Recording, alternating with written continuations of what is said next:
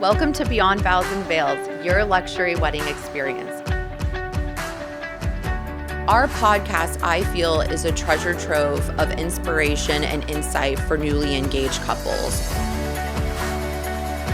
Join us as we have captivating stories, expert insight, and real wedding experiences that you can listen and learn from. Hello, Beyond Vows and Veils listeners. Today's episode, we are focused on supporting you to structure your format for your guest list. So properly and hopefully with some ease. Our office personally loves AppyCouple. Not that we don't love other website platforms, we just find that one to be a little bit more straightforward. So this episode will be supportive for anyone that's in the stages of creating your guest list, in the process of developing that, and also considering using an online platform, whether that be for sending out save the dates, invitations, e-blast to guests, or even just collecting RSVPs. And so we'll talk about the importance of developing a wedding website, especially for our lovely cultural events that are multi-day. And plus we'll also discuss the importance of staying in touch with your guests once the wedding weekend is officially here. So stay tuned and we're going to kind of go through all these details together. So one of the things that I wanted to start this podcast off with was just saying we are in the midst of wedding season. It is officially peak season here in Florida. We are in February. It is beautiful weather outside. Precipitation rates are down. So us being able to have outdoor occasions is up. And so we always love that. And so it's a very popular time of year for all of us. And it's also a popular time of year for new couples that are starting their process of, selecting their venues. And we always say, to start your guest list and the formatting of your guest list during this time. So I want to talk a little bit about the different platforms that you can use that I always find to be super supportive. So, about 5 years ago or so, our lovely couples were still doing snail mail or the RSVPs being sent to either your wedding planner, our office, or to the family. And, we love sending things snail mail, but with the way that things are going now, we need information a little bit quicker and we need to know an understanding of how many people are attending our occasion sooner. So websites are really a great platform for that. So I'm going to be referring to AppyCouple a lot just because we really like to use that platform, but there are definitely other ones out there like the Knot and Zola, just to name a few. So whatever platform that you do land on, that's totally fine. Just make sure that you're clear on the functionality of that platform before you ultimately decide to go with it. So what I mean by functionality is, can you set some of your events to private? Because not all of your guests will be invited to the same occasion. And also, are you able to group certain families together? Are you able to add what we call widgets? So widgets are where I'm asking specific questions such as, are you going to require transportation from the airport? So a lot of times if we do destination weddings, it's important that we ask those types of questions. We may also ask things such as, if we're doing plated dinner, what their meal preferences are when it comes time for those. So wedding websites really give you a lot more of a interactive experience with your guests to make sure that when they're traveling and they arrive on site, they feel a little bit more comfortable that you've taken all of those things into consideration. So once you've chosen your actual platform, let's talk about clearly outlining your guest list. So Excel is a lovely tool for this. I highly do not recommend that you use like notes on your MacBook or your phone. Certainly not Microsoft Word. You need to be able to sort your guests both in alpha order at a later time when you start developing your seating chart. So creating one platform that can be multifunctional for you throughout the course of the wedding planning journey, I think is really important. So let's just say that you're working on your list with your family, maybe groom side's working on their list with his family. Ultimately, you are going to have to combine lists and put them on the same platform because we're putting them all to the same website, right? So Couple things there is usually I like to make sure that column 1 is the groupings. So for example, your household. So if myself and my son Tim are invited to an occasion, then column 1 would just list both our first and last names, clearly indicating that we are in fact in the same household together. The next column is usually first names, second column is last names, and then third column can be anything to the extent of like phone numbers if you want to do that, emails, and then physical mailing addresses, of course, separate into other columns if you are going to be planning to send like physical invitations as opposed to everything being digital. So one thing I want to really point out is I know that it is a tedious task to collect everybody's email addresses, but you are working with technology, and technology only works with the amount of information that you give it, right? So back to the private functions. If your events need to be set to private, there is no way of getting out of at least having one email per household, simply because the system, when it asks for that information, like your wedding website code, if you have one to get access to your website so it's not public to the world, the next thing it's literally going to ask you is what is your first and last name?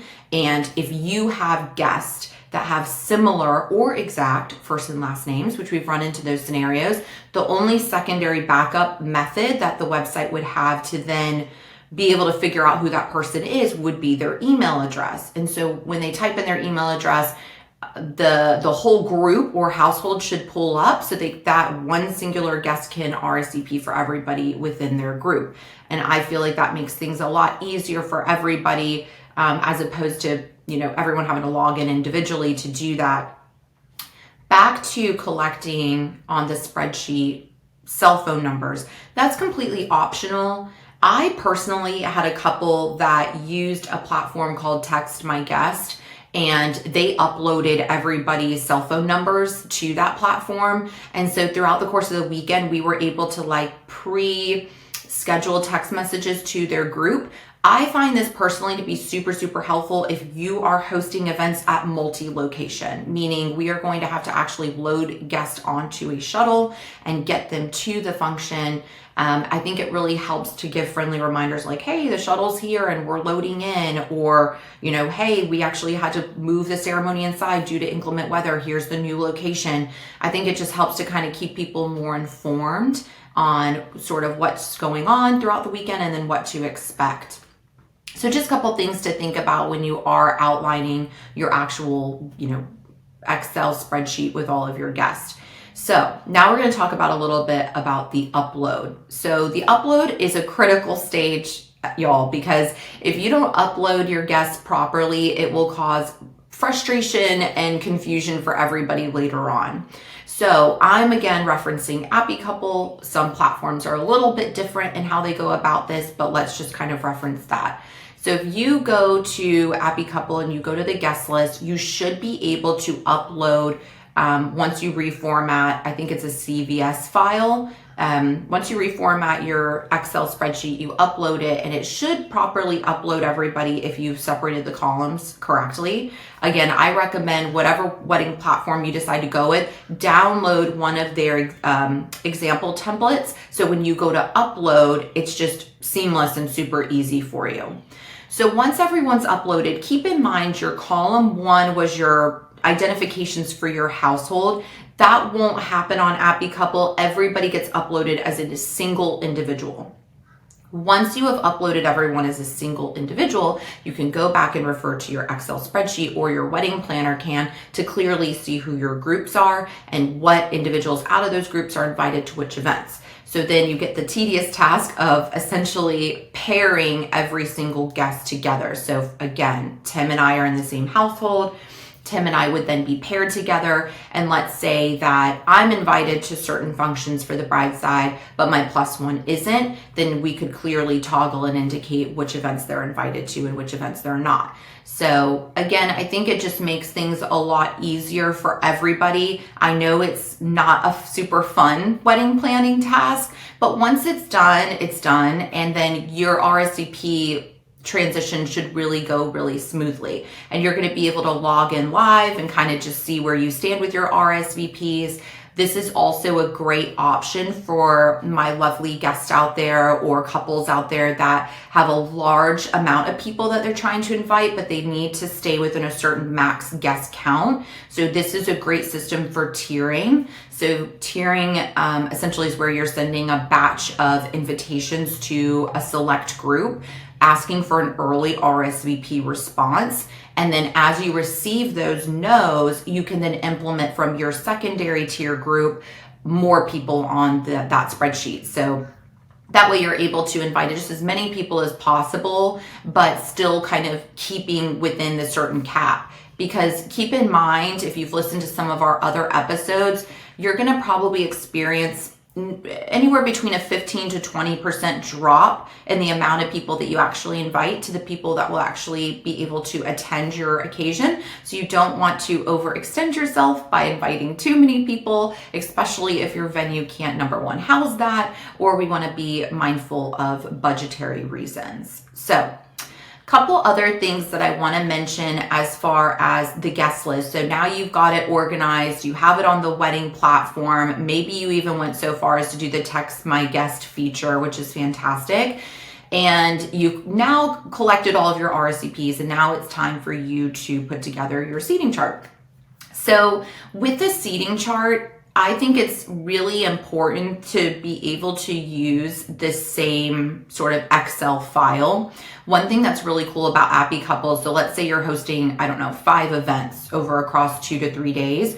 You can download each one of those events, and it will only obviously populate your yeses because you don't need to track your no's at that point. And so if you are just needing to turn in counts to a property, which is usually 2 weeks out, you can then go through and indicate like who's an adult, who's a kid, because they might be priced differently depending on the property you're at. And then when it comes to the reception, if you are doing a formal seating chart, it will really support the fact that it's already in an Excel spreadsheet, because you'll be able to hopefully easily be able to navigate where you're going to sit those individuals and what have you. So again, I'm a big advocate for Excel in terms of putting your guest list together. Obviously, when you download those sheets, formatting your seating chart is the other secondary tedious task as part of this. So I think that part of it is really, really critical and important to use a platform that you already have organized and what have you. So back to the widgets we spoke about. When you download your Excel, it also should pick up all of the responses. So if you, again, had a plated meal and you were requesting, do you want, the vegetarian option or do you want the fish option, it will populate that per individual. So it will be super helpful when you're turning in your counts to your property. You can be super transparent on, here's how many fish, here's how many vegetarian, here's how many allergies. And then when you put your seating chart together, you can even go so far as to say table 10 has 5 fish and 5 vegetarian or whatever it is. And that's really helpful just to make sure that your service staff is really prepared when the actual event date comes and they're able to service your event to the best quality, because obviously that's what we're all aiming for, is to give you a really great service level and what have you when it comes to your on-site. And outside of that, I'm just trying to think of any other interactive features. I think just in terms of the guest list, I can't harp on it enough. I think it's really important to just make sure that it's organized with your families correctly from the start. And, just make sure that you can kind of, get those lists combined as opposed to having to upload them one time and then pause efforts and then upload the other side of the family. Again, ideally you want to upload all of the guests at one time. As far as the wedding website, one thing I would like to mention that I think is really important is your wedding website is a huge tool for you to help navigate and lessen any questions that might come up by your guests. So for example, you might be doing, again, multiple events over multiple days. And so what's supportive here is that you want to give indication on how to get to the area, things to do in the area, and essentially like what is the closest international airport for people to fly into? Are you providing transportation, or is that something that they need to find on their own? Is there a room block that you've provided at the property? Maybe even going into so far, I love when people give attire notes on each of their events. So when you're outlining, if it's like the bride's Mendi party or the Pithi event, what is the dress code? It might be a color. It could be elevated casual. It could be obviously cocktail attire, whatever that is. It's important that you just kind of outline that. And also for our destination weddings, if you're doing something outside or on the beach, take women into consideration. Sometimes it's nice for them to know if they're going to be in the sand, to plan proper footwear so they're not like trying to wear heels. If your wedding ceremony is obviously in the sand, that would be not super fun and a little uncomfortable. So just like little things like that, I think really go a long way and help people to be prepared. I know when we do destination weddings and we partner with professionals for transportation or for room block situations, they then send out a mass email to each one of the guests to kind of indicate, here's the things you're going to need, things to think about, how you're going to find your person after the airport for transportation. And so I think those things are really supportive. And lastly, if you are getting into like gift registries, I know that a lot of families that we work with, are planning destination weddings, so it's difficult to request obviously any type of boxed gift or a large packaged item because it becomes cumbersome for them to take home. You certainly can do a wedding registry where things are shipped obviously directly to the couple, indicating who that was from. But that's really completely up to you if that's something that you want to incorporate, but that's a great place to put it, is on your wedding website. And lastly, I always like to just, if you want to, or if your wedding planner permits, or depending on where your family is, to just kind of have like an overall, not emergency contact, but for lack of a better way of calling it, somebody that the guests can reach out to if they have any issues RSVPing. If they had a last minute cancellation and they want to be able to call in to do that, or they were having issues with the room block link. I mean, ultimately, we want to create a guest experience from the pre-planning process before they even get there that's seamless. And so again, this episode really was just kind of some more basic information, but I really hope that it helped to just structure how to prevent maybe some like errors or glitches in the future, and also just to help better give your guest a really great experience from all the way from RSVPing to showing up on site to knowing that you've been thinking of them throughout the process. So thank you so much again for tuning in. I mean, honestly, this is such a fun passion project for me, and I'm so grateful to see the growth and where it's gone. And I'm so grateful for all of you that listen and tune in every single bi-week to get some information on how to better support you in making educated and informed decisions with your wedding planning process. Thank you so much. Enjoy the rest of your day.